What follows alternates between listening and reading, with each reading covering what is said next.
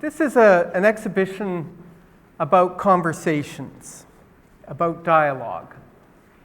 And you'll see that in every work in this exhibition. There's a dialogue going on. And we're having a conversation here. It's a continuation of what's in the work around you. So I invite you, as you look at the show, to take in those conversations. Some of the dialogues are difficult. There's stories about residential schools, about colonization, about internment camps, about who is in the center and who is not. But there's also, in the midst of that, joy. There's mutual recognition. There's respect. There's dignity. And above all, there's love. Well, there's also trickster humor, too. Yeah, that's something you'll see again and again in this work. Anyway, I just wanted to say that because, you know, if you're finding the exhibition difficult, and we had this conversation yesterday that Charo alluded to, don't let that take you by surprise. I have found it difficult myself as the child of prairie settlers. It's difficult work taking in these dialogues. But there's one thing I've really benefited from, and that's the knowledge that I'm not alone. That James and Sandra are with me. And I've felt that in doing this work. And I've been so honored and privileged to sit side by side with Sandra, looking at this work, watching the videos. And so we're really privileged to have her here, and to have James here, and Richard. And we're going to have a conversation now. So I'm going to start with a question for James. Sorry, not for James. Question for James. That's more than I can take on. Yeah. Richard.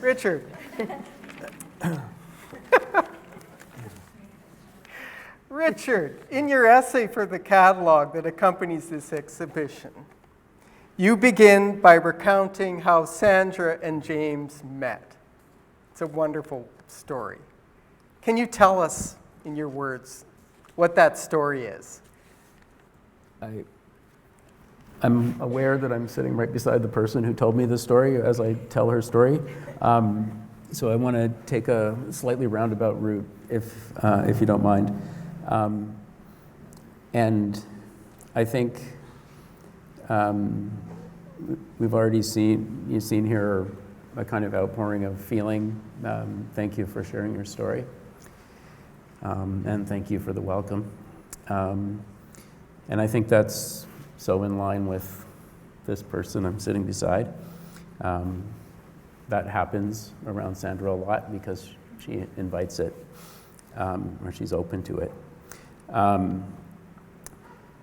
So I was reading a book not that long ago by a well-known Indigenous writer, and she was talking about her heritage and how she had a white father and an Indigenous mother, and she went into a long explanation about all the sociological reasons that happened, and they were all interesting and convincing.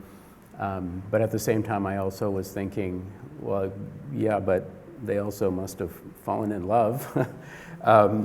And I think falling in love is at the center of this story. And so when I talked to Sandra about her work when I was preparing for the essay, I was really interested in that. And I also should say I'm the product of a Cree person and a German person falling in love myself. So it's important to me on all sorts of levels to understand how that happens and what it means.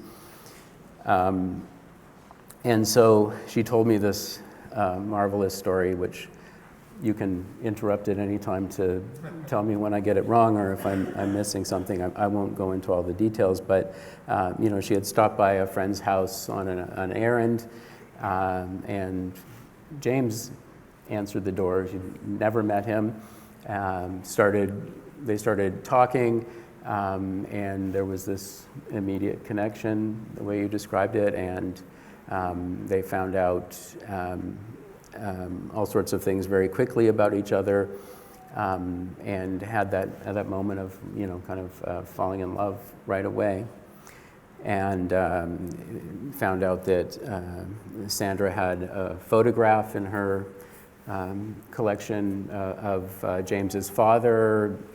All of these kind of serendipitous things came out, and so I thought a lot about that because love is so central to the work, and I'll talk a bit more about that later, maybe. But I thought also there's really a kind of difference between the moment of falling in love and the process of being in love, and the process of being in love is a lot of hard work in a way. The process of falling in love, you fall. I mean, gravity takes you, and something happens, something special happens, and I think that's important to understand in the work. And I think there's one other important thing that I'd like to say for those of you who haven't had the chance to meet Sandra, which is a little bit about what it's like to meet Sandra. Because I'm not sure the exact first moment we met, somewhere at Emily Carr, I guess. I'd seen you speak before and other things, and I was always aware of this kind of emotional intensity that you bring to everything you do. But there's one thing about a public, well, in many cases, there's a difference between a public persona and a private persona. I don't know how much that's true with you, but I noticed when we first met that there was this very strong, your feelings were right present all the time, and you spoke what you were thinking and feeling very honestly and straightforward, in a very straightforward way. And I realized as I was talking to you that I had to figure out how to respond to that. And I'm a shy person. I take time to get to know most people before I would warm up to them and share but with Sandra, you felt like it was all there, and so you have to make a decision in that moment. Am I going to respond to that? Or am I going to put on my protective garb and my protective politeness and my protective skin? And I've just felt every time I have a conversation with you, I just want to meet that. Because it's a form of radical generosity, basically, to share yourself that way. And so I always feel like that's what I want to... I have no choice but to respond to that in as much a similar way as possible. I don't know if I always get there, but that's how I always feel whenever we're never going to have a shallow conversation. I never feel that. So I think those are important things to know about Sandra and her work, and I'll leave it there. But maybe we'll come back to this question of love later as well. That's very moving. And I have to say that listening to you and being in the space with Colleen and all of you is absolutely silenced me.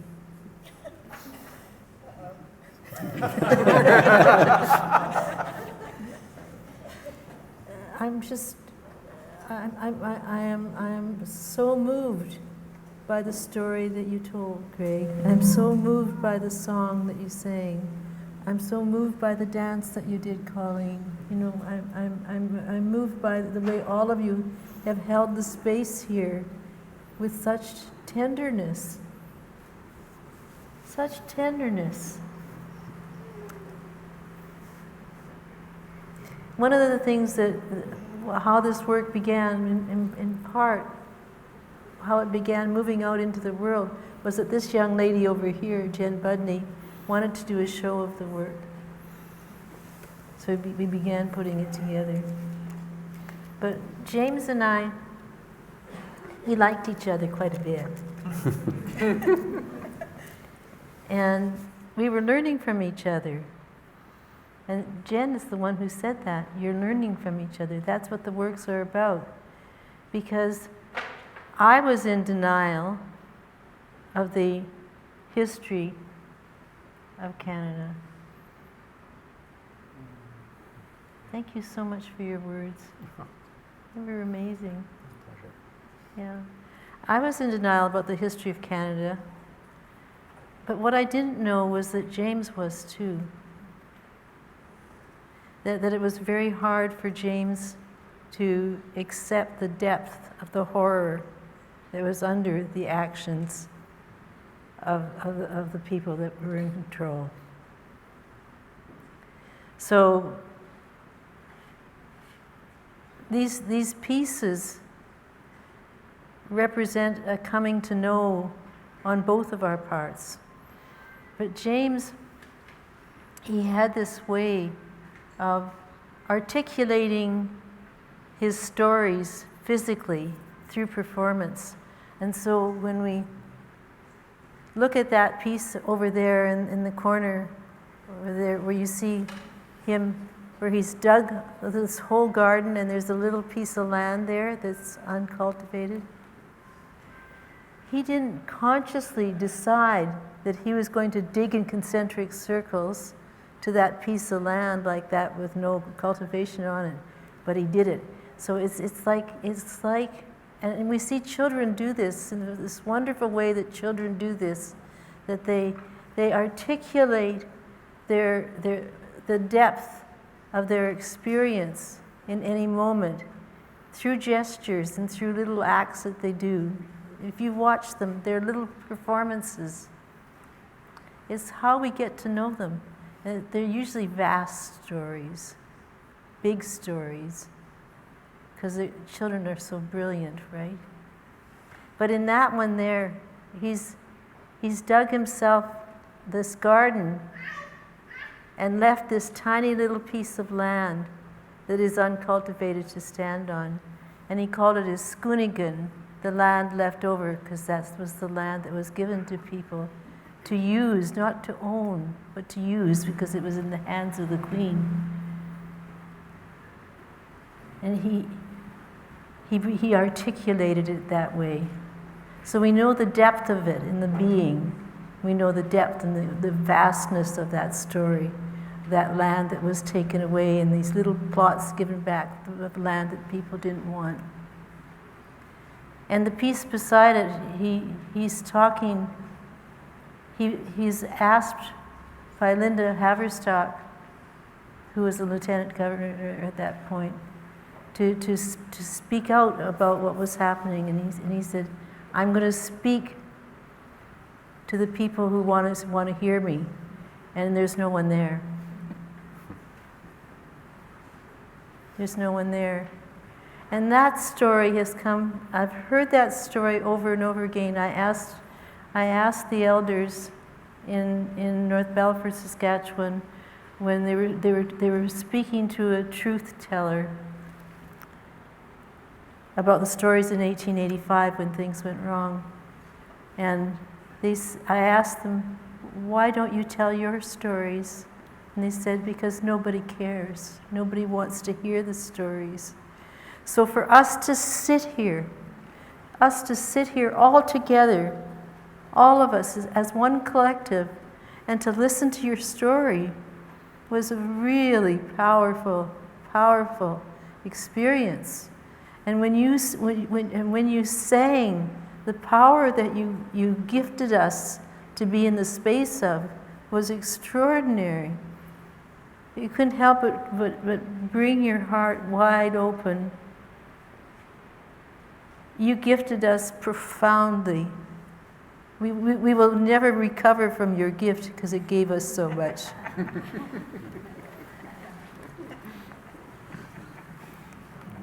Thank you. So amazing. What was I supposed to talk about? Too bad she was put into silence.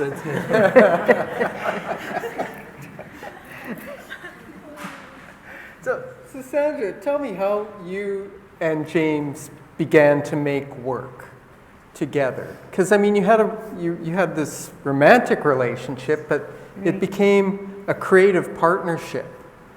And we have this amazing piece, Taking Off Skins, behind us, which is one of the early pieces. Right. Could you talk about that? Sure. It was because of two bears. You'd appreciate that. One of the things about the work that we've done is that the work is done as a part of our life, not separate from our lives.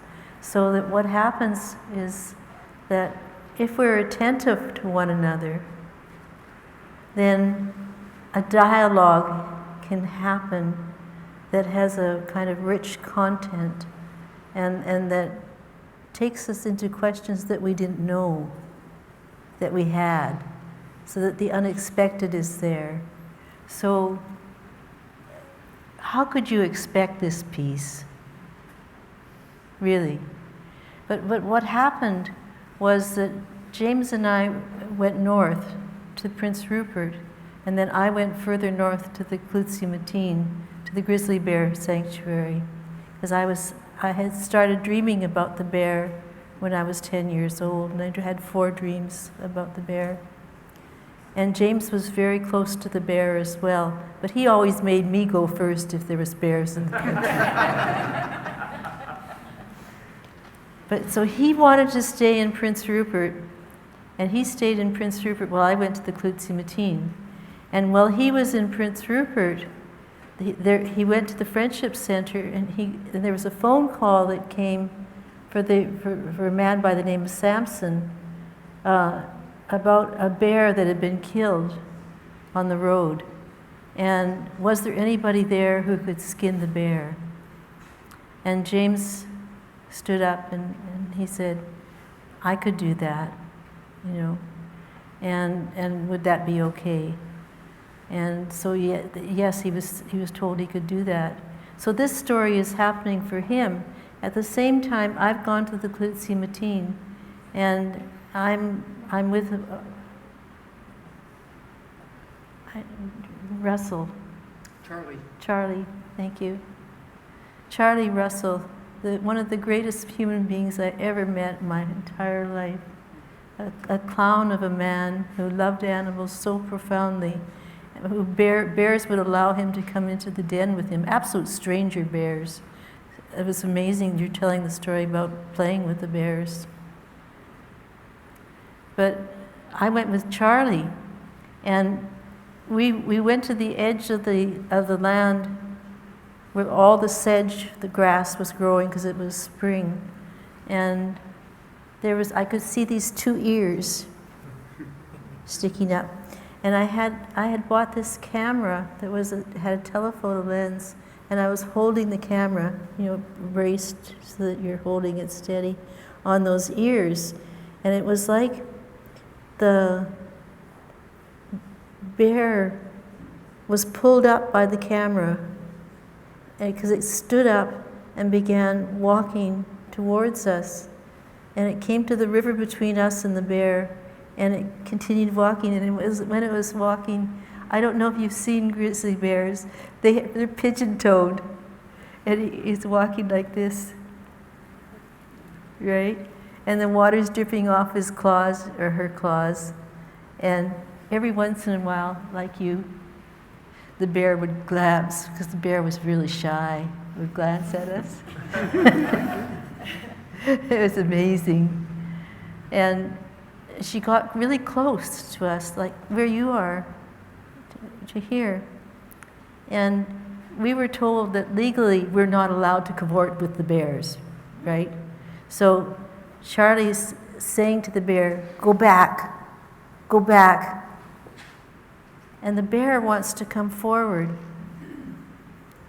So the bear goes like this, and then goes like that, and Charlie goes like this. And the bear goes down in a very humble position, and then stands up tall, but with a very sad expression in her face. And then she begins to go, and then she comes back again. And she has this look on her face that's so profound. And this is how I interpret it. And I don't speak bear. I've never lived with a bear, so I don't really know. But it looked to me very much like the way one eye was up and one eye was down, that the bear was saying, you are giving me different information. On one hand, you're saying, come here, come to me, and the other hand, you're saying, go away. I'm confused. But for me, to be able to see the bear that way, to see the depth of that bear, to see the thinking that was going on behind that bear, to see the feeling of that bear, was one of the greatest gifts I'd ever received in my life. And I took that footage back with me to Prince Rupert. And when I got there, James was trying to find the bear that the people said was there for him to skin. So I went with him, and he found the bear, and he and Samson did that work of skinning the bear in a really beautiful traditional way, and taking care of the bear in a really good way, taking care of the claws and being very, very respectful. So they did that, and so we had these images, and James worked as a liaison between the provincial government, the federal government, and his nation, the Nishichiwe nation. So he decided that let's do a piece together that will work with the taking off the skins, and take off the skin of the clothes that I wore as a liaison, and enter the water. And he had been very much influenced by the people in this area, and the Nakatma people, using water to cleanse. So he took that blanket that I gave him, and he put it around his shoulders, and he took the necklace that he made from the bear claws, and he put it around his neck, and he walked into the water. And I photographed at that time.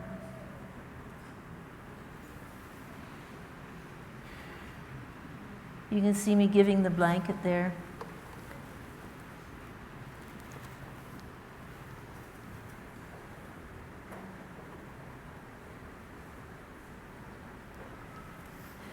So he wanted to add some text, and so he wrote the text. Can you read the text? Jen, can you read a little bit of the? Would you read a little bit of the text? How much of the text? Just about this much. The superior comes to cut my coarse black hair, and it dies upon the cement, matted in vengeance, because the hot blood of warriors still runs through the ancestral rivers of my DNA. That night, a bear came to salve their sacred secretions upon my pagan soul, while the body of Christ sizzled on the savage tongues of holy shaman. Lunging at my throat, the black robe tore off the bear claws from my chest, and his mistress tied the British scarf of tyranny about my neck. Powerful. Thank you very much.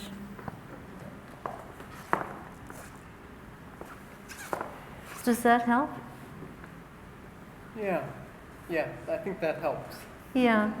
So we had all these images, and I was photographing gesturally because I had studied Chinese brushwork and learned that the stroke itself was an articulation of disposition in the moment.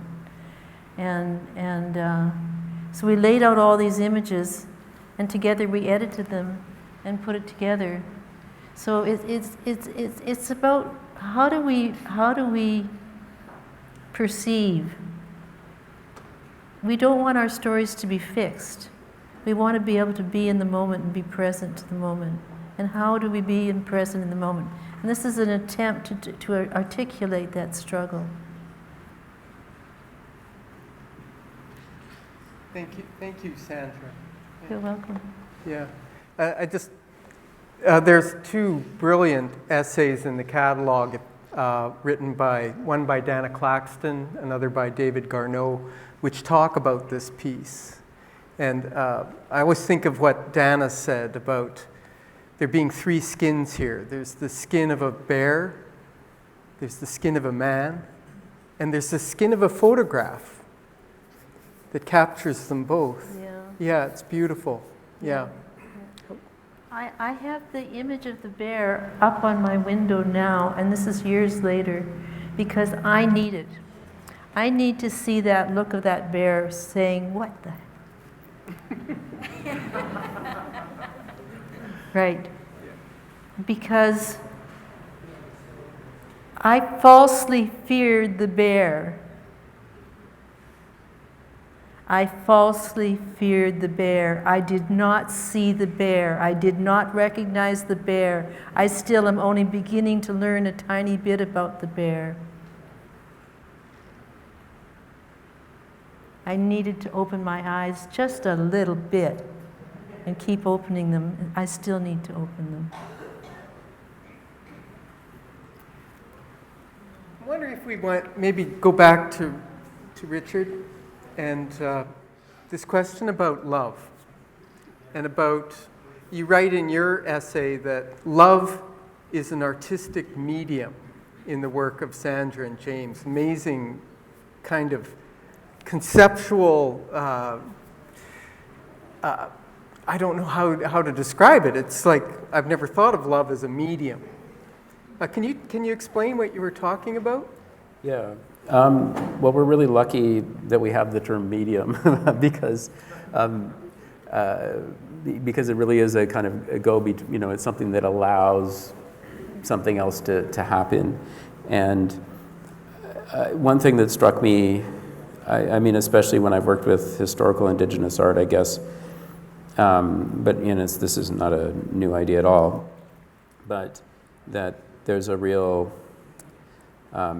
sense that the artistic traditions that we've inherited are in a large part about bracketing things off.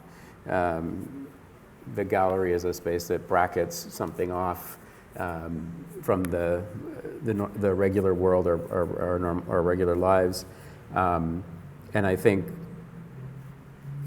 it's helpful and problematic at the same time. And I'm not against galleries. I think it's very useful to focus on things, but also you lose something by taking that thing out. And whenever I've worked with historical indigenous objects, it's so obvious that they're connected out to the world of people's lives in much more integrated ways.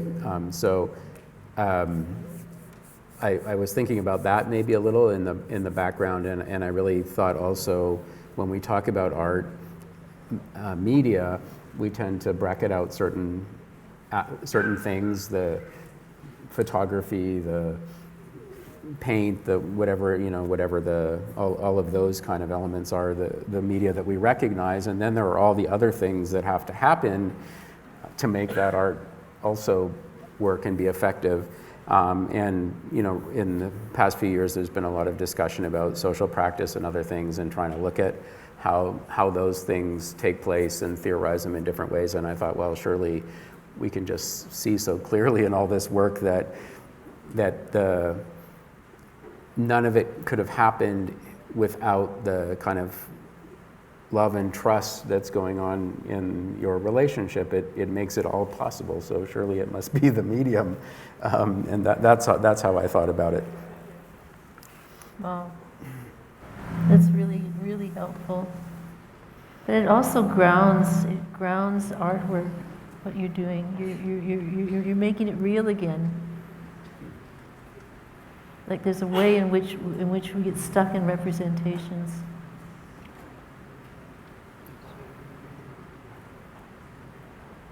Thank you so much.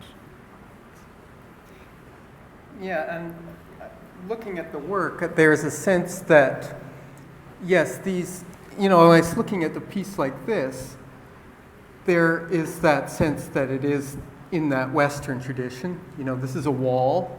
These are photographs. They're like little windows through that wall.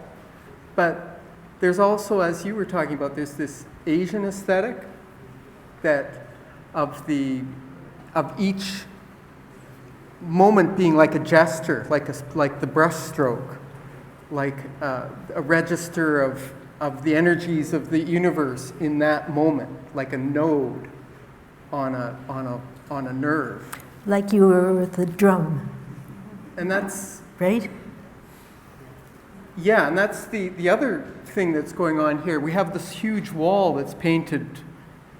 What was the color, the name of this color? Cree belly number 3. Cree belly number 3. I think So- I've got number 2 myself. Yeah. So this is a skin, and each one of these images is like a drum beat, or like an organ, or like a moment of transformation. I think we're talking about that. But it's amazing how you expanded the aesthetic vocabulary working with James. Well, James wouldn't tolerate something being fixed. Yeah, He wouldn't tolerate it. yeah.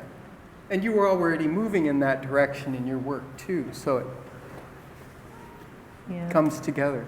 But I'm curious because I think this is a very particular way of not being fixed, because when I was looking at it, I was thinking, what if this had been a video? You would have captured all the same moments, but in a kind of continuous stream. It would have been in motion, but somehow this capturing these gestures in this way, you have a sense of a narrative, but at the same time, you're stopping time for a moment to pay attention, to pay attention, to pay attention. I feel like that's the genius of everything here, is this ability to identify this meaningful gesture that they could pass by completely unnoticed by almost everyone, and you've caught it together. I think that's so powerful. And that happens in the bringing together of the images, and James always helped with the bringing together of the images. And yet there's the sense that there's a space between them that's equally important, Right. because that's where the water flows. It's where the wind blows. It's where the energy flows. Oh, I hope so. Yeah. Yeah. For sure, so. How are we doing for time, Cheryl? Just maybe one more? What? We're over time. We're over time. One more question? One more question? Yeah. Okay, well maybe, do you want to move from this side of the room to that image where? at the other end? Which one? I fell up? No. No, okay. Do we want to talk about enemy aliens? No. No. Are you done? I think so. She's Okay, done. we're done. Do you want to say anything? We've got a little window here. Anybody want to say anything? Yeah. Can you tell us about the Manitou stone? Oh, okay. That's a big one. Yeah. The Manitou stone was it's a meteorite, right? And it was located in a part of Alberta where it fell. And James and I tried to find it. We got close, but we didn't find where it landed. But in this case, it was taken. It was there for the Blackfoot and for the Cree and for the Saulteaux to be respectful to for many, many decades and maybe even hundreds of years. I don't know. And a missionary came and took it and put it in a wagon and hauled it away. And it was that moment that Big Bear realized that the newcomers were up to no good, that they couldn't be trusted. So in this case, because they really had so much respect for this stone as a protection for the buffalo, for the bison, which at that point were close to being wiped out. And this rock was, in this case, it was in the Royal Alberta Museum. And people were coming and leaving their offerings for it, leaving tobacco, leaving sage, leaving gifts for the rock. But it was being held and captured still by the museum. Is that what you wanted to know? Yeah, well, Yeah. hoping we could say more. Yeah. Yeah, I've searched for the stone myself. You've searched for it as well. Yes, with a friend who lives in Alberta, not far from where we believe it fell, which is near Hardisty, Alberta. And yeah, it's a beautiful site, the area, the general area. It was,